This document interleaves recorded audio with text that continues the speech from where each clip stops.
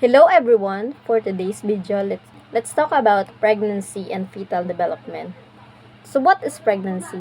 Pregnancy is a term used to describe the period in which a fetus develops inside a woman's womb or uterus.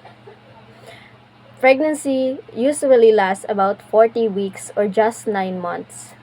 Over 9 months as measured from the last menstrual period to delivery. So, ang term na ito ay tumutukoy sa pagbubuntis na siyang proseso kung saan ang isang fetus o sanggol ay nabubuo at lumalaki sa loob ng sinapupunan o matres ng isang babae. Ang pagbubuntis ay karaniwang tumatagal sa mahigit kumulang 40 weeks or 9 months. Ito ay nagsisimula sa huling regla ng babae hanggang sa mismong araw ng panganganak. Ang sanggol ay dadaan sa iba't ibang yugto ng paglaki bago siya isilang.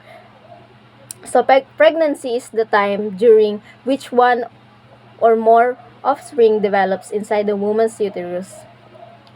Kapag multiple pregnancy naman ang nangyayari sa loob ng sinapupuyan na ng isang babae, ibig sabihin nito ay mahigit isang sanggol ang nabuo tulad sa kaso ng kambal o higit pa.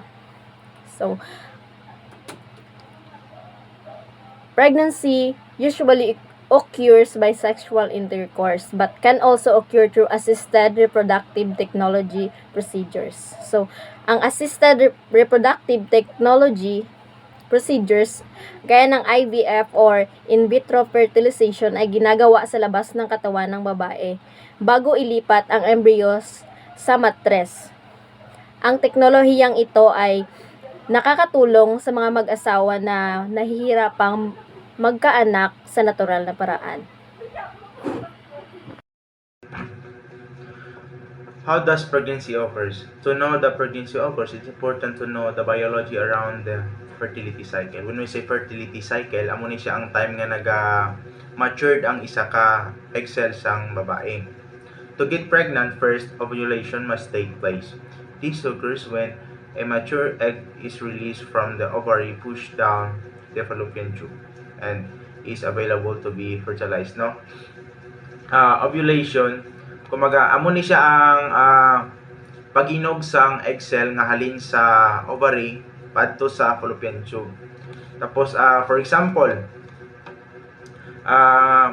magkaroon sang sexual intercourse ang babae kag ang lalaki, no? So, dako ang chance nga mabuntis ang babae.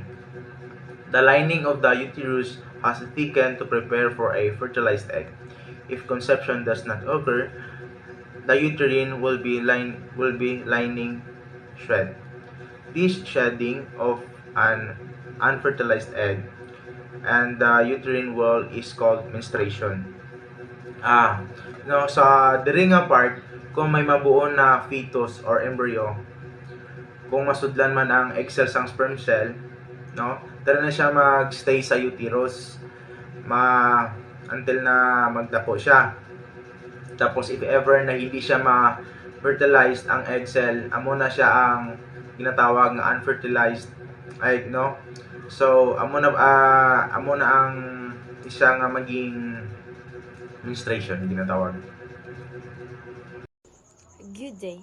My name is Princess May Palma, one of the reporter of Group 4. So my topic is all about how does pregnancy occur.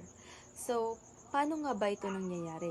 So, nangyayari ito during both male and female have sexually intercourse. So, nangyayari ito when the male penis is inserted into the female vagina. So, nangyayari, after that, merong lumalabas na whitish gray or tinatawag nating semen. The sperm swim up through the cervix, then papunta sa uterus, then into the fallopian tube. At doon na mag-meet ang egg. Next topic is all about ovum or ova. So, the cell produced by the female reproductive system na nag-undergoes ito ng meiosis para mapuproduce ng egg cells. So, ovum or ova also known as egg cell. So, ito yung ovary ng isang female. Next is fertilization. Sperm cells encounter the egg cell in the fallopian tube. So, ang isang sperm cell can penetrate the eggs out in the outer layer and fertilize ito. So, this process creates a single cell, tinatawag nating zygote, which contains the genetic material from both the mother and father. So, sa zygote is dito na nakukombine yung sperm at saka yung egg cell. So, fertilized egg cell that results from the union of a female gamete and the male gamete. After the fertilization, the zygote undergoes cleavage, where it divides into multiple cells called blastomers.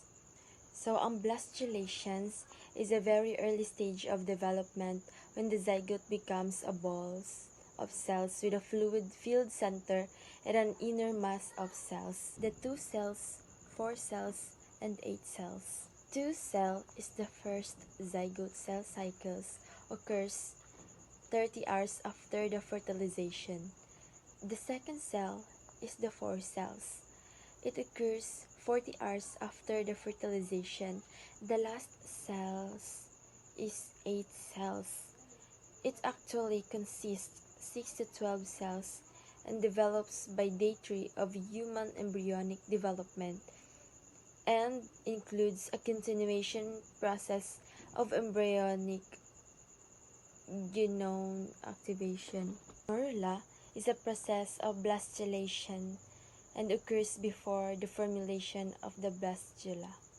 So, ang function po ng blastula ay nagde-develop ito ng blastocyst, which eventually will undergo gastrulation and become an embryo. Once it reaches the uterus, the morula becomes a blastocyst. The blastocyst then burrows into the uterine wall, a process called implantation. So, ang blastocyst ay one step among many that lead to a pregnancy, forms about 5 to 6 days after sperm fertilizes an egg. Once it reaches the uterus, the morula becomes a blastocyst. The blastocyst then burrows into the uterine wall, a process called implantation. So, ang implantation blastocyst is isa itong embryonic development in which blastocyst hatches, attaches, adheres, and invades into the endometrium of the female's uterus. So, implantation is the first stage gestation, and when successful, the female is considered to be pregnant. How does conception occur? Conception or fertilization is when sperm and an egg join together. It's one of many steps that happen to create pregnancy. Conception or paglilihi daw is when sperm and egg join together. Isa po daw ni sa mga steps paano buntis ang babae. If a sperm is successful on its quest to fertilize an egg, the now fertilized egg, called a zygote, continues to move down your fallopian tube, dividing into 2 cells, 4 cells, then more cells. About a week after the sperm has fertilized the egg, the zygote has traveled to your uterus. It's now a growing cluster of about 100 cells called a blastocyst. Kung ang sperm daw is maging successful sa pag-fertilize ng egg, fertilized egg called na tawag na zygote. Nagadalo ni palakat sa fallopian tube. Nag-divide ni siya sa 2 cells, 4 cells, or more cells. Kag after 1 week, ang zygote daw is nag-travel palakat sa uterus sa babae. Kag nagbuo siya sa cluster na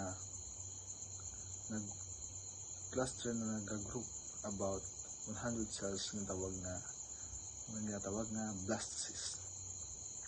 The blastocyst then attach itself to the lining of your uterus, the endometrium. This attachment process is called implementation.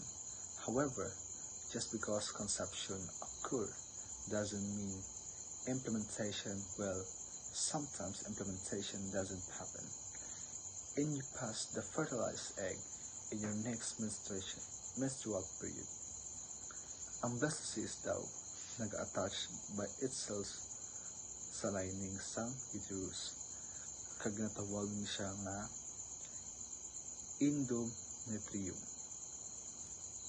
endometrium. This attachment process is called implementation. However, just because conception occur doesn't mean implementation well. Kay kisa, abi may implementation nga wala nagatabo, kag gawas lang ni if reglahon or magments ang mga babae.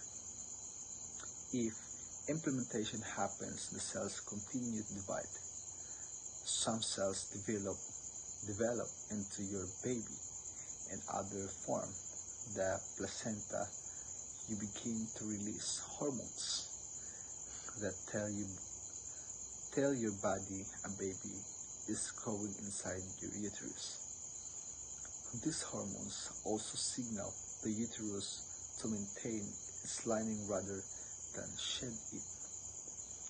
This means you won't get your menstrual period, which may be the first way you know you're pregnant. Thank you.